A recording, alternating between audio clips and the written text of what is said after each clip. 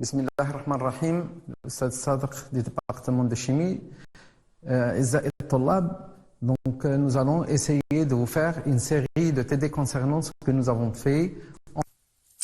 Vous avez sur votre écran l'énoncé de l'exercice que nous allons essayer de résoudre. Il s'agit de la détermination de la structure en utilisant la technique de diffraction des rayons X. Alors, donc question 1. Sachant que ce composé cristallise dans le système cubique, rappelez la formule reliant les indices de Miller et A. Ça veut dire que quoi, DHKL est égal F de A, H, K et L pour le système cubique. Comment? Quelle est cette relation? Alors, pour mieux visualiser ça, donc je vais visualiser ici sur ces schémas. Donc ça, c'est pour la famille 0, 0, 1, pour le système cubique. Donc là, nous avons un cubique centré. Et là, la famille 0, 0, 2, d'accord? Et là, nous avons la famille 0, 0, 2, donc du cubique à face centrée. Et là, nous avons la famille 0, 2, 2. Donc c'est une famille qui sont équidistants, ça veut dire que c'est ça, de la distance qui est égale à celle-là. Et c'est la même chose ici, d'accord? Donc, on vous demande tout simplement de rappeler, donc on sait très bien que 1 sur D carré HKL est égal à H carré plus K carré plus L carré sur A carré. Donc ça, c'est une formule qui est valable tout simplement pour le système cubique. Donc je précise bien que pour le système cubique. Alors, question 2. Quelle est la valeur du paramètre A de la maille? Alors, donc, pour le phénomène de diffraction, donc on fait, on bombarde l'échantillon par un faisceau de rayons X et il sera diffracté. À partir de là, on peut déterminer l'angle d'incidence. Par exemple, ici, 2θ pour la série des plans 2, 0, 0. D'accord?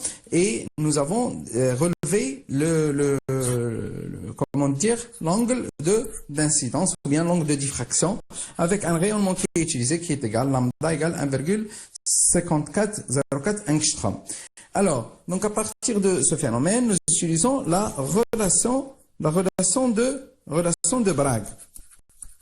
Alors, que dit cette relation de Bragg? On a 2D HKL sinus de θ HKL est égal à lambda. D'accord? Or, nous avons la série des plans 0, 0, plutôt le 2, 0, 0. D'accord? C'est-à-dire, nous allons écrire que 2D 2, 0, 0, sinus de θ de 0, 0 est égal à lambda. Donc, ceci va nous permettre de calculer D de 0, 0 qui est égal à lambda sur 2 sinus de θ de 0, 0. Or, nous, on sait très bien que D HKL égale A sur la racine de H carré plus K carré plus L carré. D'accord? Donc, D de 0, 0, on applique qu'il est égal à A sur 2 et on remplace, donc on a A sur 2 qui est égal à lambda sur 2 sinus de θ de 0, 0. D'accord? Donc, on a le A qui est égal à lambda sur sinus de θ de 0, 0. Et en application numérique, on va trouver que le A est égal à 4,13 angstrom. Donc, c'est ça la valeur du paramètre A.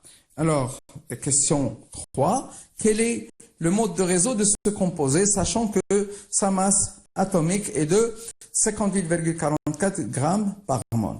alors que sa masse volumique est 2. Donc, à partir de là, nous savons très bien que ça, c'est un système cubique. Le système cubique admet combien? Il admet 3 modes. D'accord? Donc, le système cubique, on a 3 modes. Donc, le cubique simple, le cubique centré et le cubique à face centrée. Alors, donc là, on a le nombre de motifs Z est égal à 1, ici. Et ici, le nombre de motifs par maille Z est égal à 2.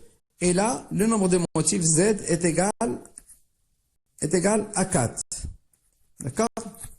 Alors, donc nous savons très bien que ρ égale à Z fois M sur nombre d'Avogadro fois le volume. Le volume ici est égal à A à la puissance 3. D'accord? Nous, on a la valeur de ρ, on a A, et donc on va chercher à quoi est égal Z est égal à quoi pour pouvoir trouver le mode. D'accord? Donc on sait très bien qu'à partir de là, Z est égal ρ fois NA, A à la puissance 3 sur M. D'accord? Donc à partir de là, nous allons faire l'application numérique. Z est égal à 5,56, donc il est exprimé en grammes par centimètre cube, et fois 6,02 10 puissance 23, fois 4,13 10 puissance moins 8. Donc il faut exprimer, donc il était en angstrom, donc il faut le rendre en centimètres.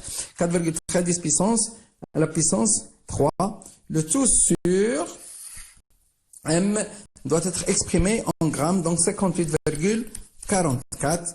Et Z, on va trouver qu'il est égal à 4.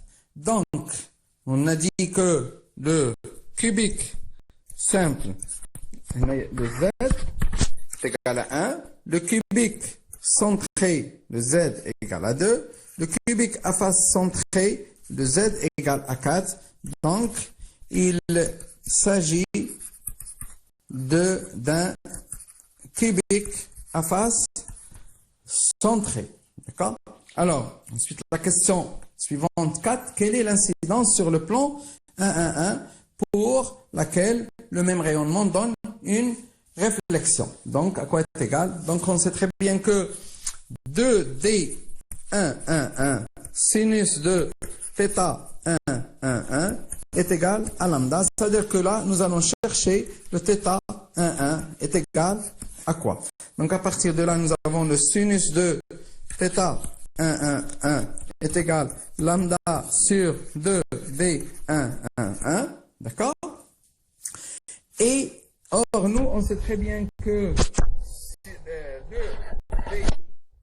2D1,1,1, pardon, plutôt, on sait très bien que D1,1,1 est égal à A sur la racine de 1 plus 1 plus 1, donc égal à sur racine de 3.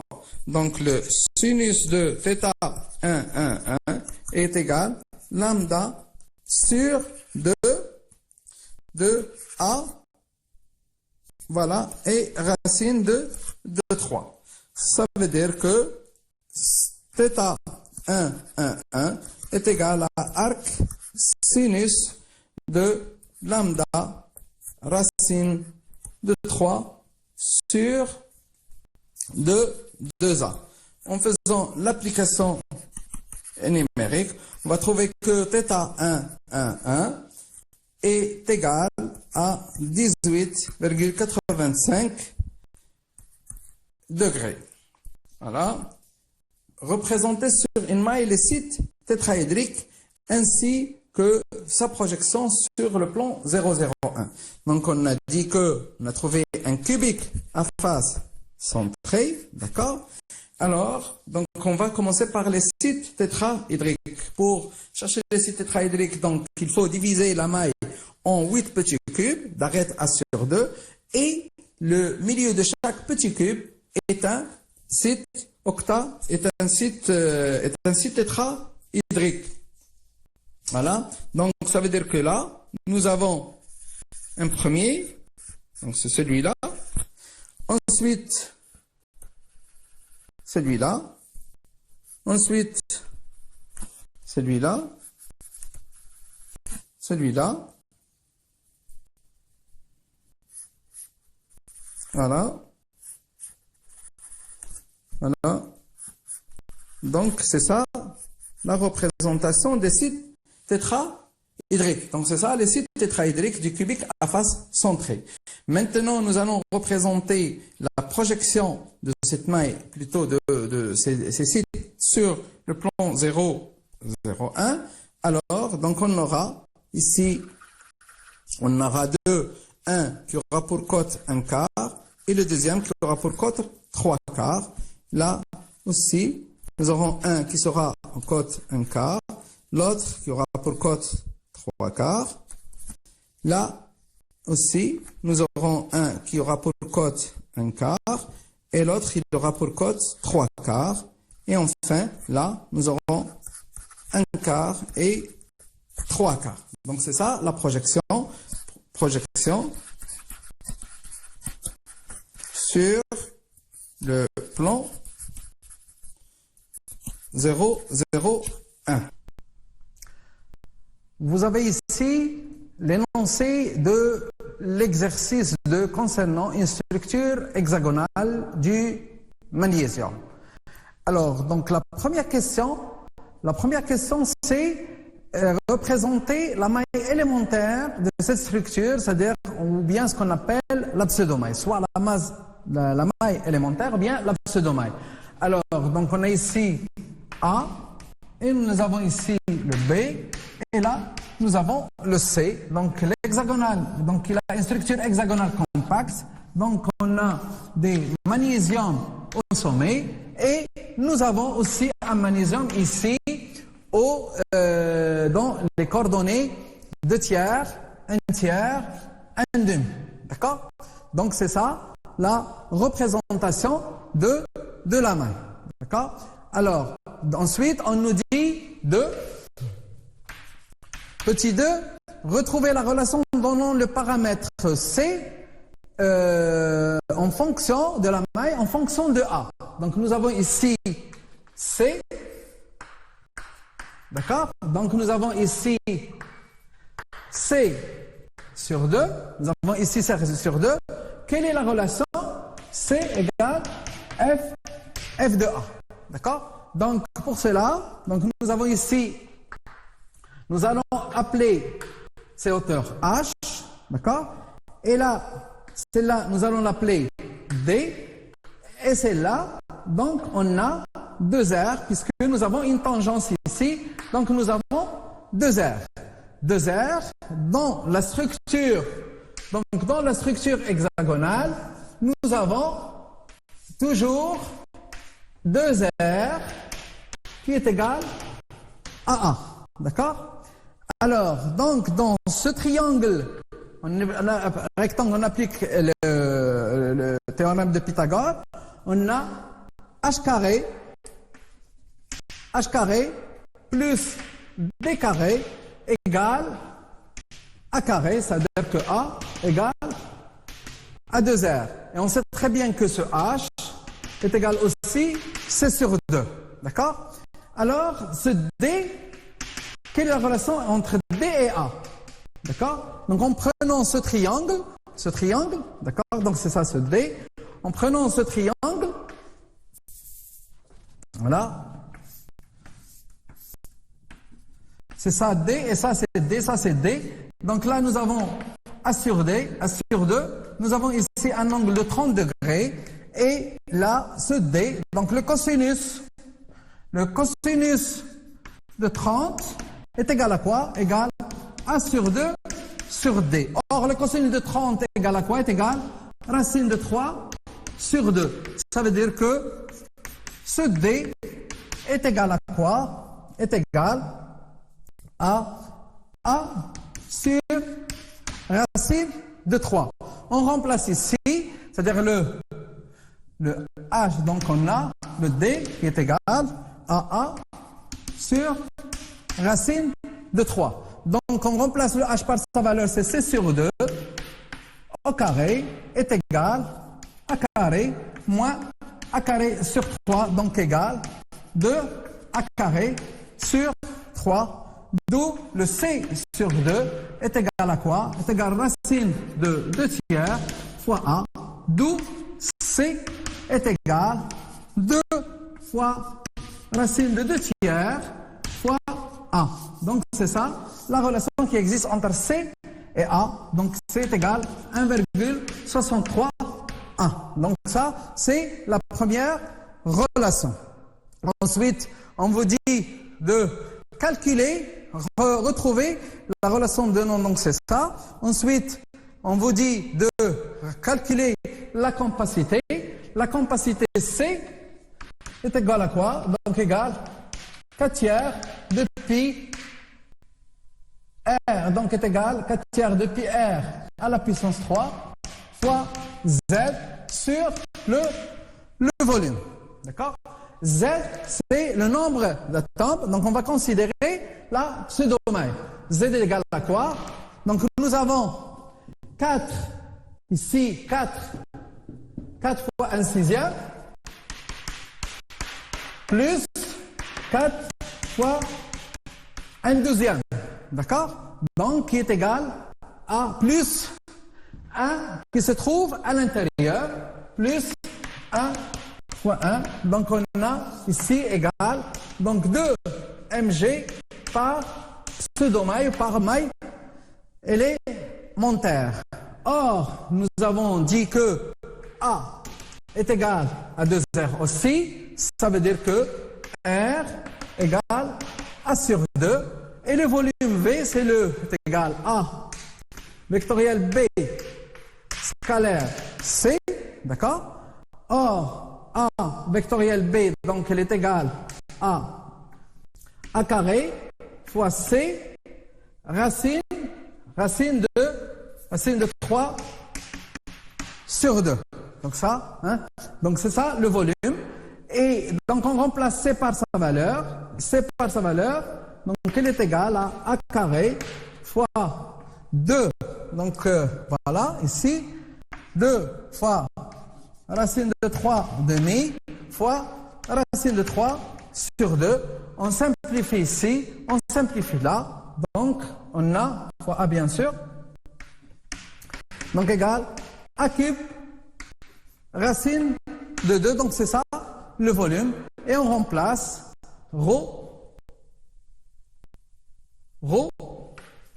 est égal 2 fois 4 tiers de pi A sur 2 à la puissance 3, le tout sur A à la puissance 3 fois racine de 2. Donc c'est ça la compacité. Donc en simplifiant, donc on peut simplifier. Donc on a 2 à la puissance 3 avec le 4 et le 2. Donc ça s'en va. D'accord? Donc, et on a, elle est égale à A. On simplifie par le A cube. Donc qui est égal à pi racine de 2 sur 6 égale à 0,74. Donc c'est ça la valeur de la compacité de l'hexagonale complexe. Maintenant, on nous demande de, sachant la densité du magnésium, donc on vous demande de calculer le paramètre A, le paramètre C et la valeur de R. La valeur de R. D'accord? Alors, donc nous aurons besoin du volume. D'accord? Donc on a la densité. Comment? La densité de mg est égale à quoi? Est égale à ρ de mg sur ρ de l'eau. D'accord? Et on sait très bien que ρ de l'eau est égal à 1 gramme par centimètre cube. Ça veut dire que D de mg est égal à ρ de mg en lui ajoutant l'unité. D'accord? Donc, il faut ajouter l'unité, ça veut dire gramme par centimètre cube. D'accord? Donc, ρ est égal à quoi? Égal à Z fois M de mg sur le volume. Le volume, on l'a déjà calculé. Le Z, on a calculé Z égale à 2. Le volume égale, on a dit qu'elle est égale à la puissance 3 fois racine de 2. Et mg, donc la masse de mg, qui est égale à 24 grammes par mol. Donc rho est égal, bien sûr ici j'ai oublié de mettre, il ne faut pas oublier de mettre le nombre d'Avogadro, d'accord? Donc est égal à 2 fois la masse de mg sur Na, le volume est égal à cube racine de 2, on simplifie par le racine de 2, d'accord? Donc on a ici simplement le racine de 2, j'efface, voilà, voilà. Et donc là, je suis en train de chercher le A. Donc A cube est égal à quoi? Est égal la masse de mg fois racine de 2 sur n fois rho, le tout à la puissance 1 tiers. Alors, en application numérique, on va trouver que rho, que A est égal à 3,20 angstrom, et on sait très bien que le C est égal à 2 fois, plutôt égal à 1,63 fois A. Donc on va trouver la valeur de 5,23 angstrom, et pour le R qui est égal à A sur 2, on va trouver qu'il est égal à 1,60 angstrom. Donc, je vous remercie. Comme ça, j'ai fini. Vous avez sur votre écran l'énoncé d'une suite de la série du magnésium. Alors, donc, question 1, c'est représenter sur la maille élémentaire de cette structure, qui est une structure hexagonale compacte, les sites octaédriques, ainsi que sa projection sur le plan 0, 0, 0, 1. Alors, donc je représente ici une maille, d'accord? Une maille dans laquelle, donc j'ai ici donc un site octaédrique, donc il est là, donc entre, donc il est là, d'accord? Donc le site octaédrique, donc nous sommes obligés de faire appel à des atomes appartenant aux mailles voisinantes pour pouvoir tracer l'octaèdre. Alors, donc, ici, nous aurons donc les sites, donc c'est ça, donc je vais le représenter. Les sites, donc, il est là. Donc là, nous avons ici pour donc un site, et là, nous avons un site, donc celui-là, il a pour cote 1/4, et celui-là, il a pour cote 3/4. Donc c'est ça, la représentation des sites octaédriques dans la pseudomaille. Alors, donc pour la projection, donc nous allons faire, donc nous avons les deux qui se trouvent là, donc un qui est en 1/4 et l'autre il est en 3/4, donc c'est ça la projection de la maille contenant les sites octaédriques. Ça c'est concernant les sites octaédriques. Question 2. Représenter sur la maille élémentaire de cette structure, c'est-à-dire sur la pseudomaille, on doit représenter les sites tétraédriques. Avant de faire la pseudomaille, donc je représente ici la maille, et là vous avez donc le tétraèdre. Donc vous voyez que chaque atome appartenant donc à la structure a une distance de 3C sur 8. De 3C sur 8, il y a un site tétraédrique. Donc c'est ça. Alors la question, c'est simplement représenter la pseudomaille, c'est celle-là. Donc et représenter les sites tétraédriques. Donc là, nous aurons un site tétraédrique. Donc le long, par exemple ici, le long de celle-là. Donc nous aurons un site ici qui aura pour cote 1/8. Et nous aurons un autre ici qui sera donc à 7 à 7 huitièmes. D'accord? Donc, ensuite, nous aurons au-dessus de celui-là, là, hein, donc à 3 huitièmes, là aussi, nous aurons un autre, là et là. D'accord? Donc, tout cela, ils auront pour cote 3 huitièmes. Et nous aurons un autre là. Et là, il y aura pour cote 5 huitièmes. D'accord? Voilà. Et là. D'accord?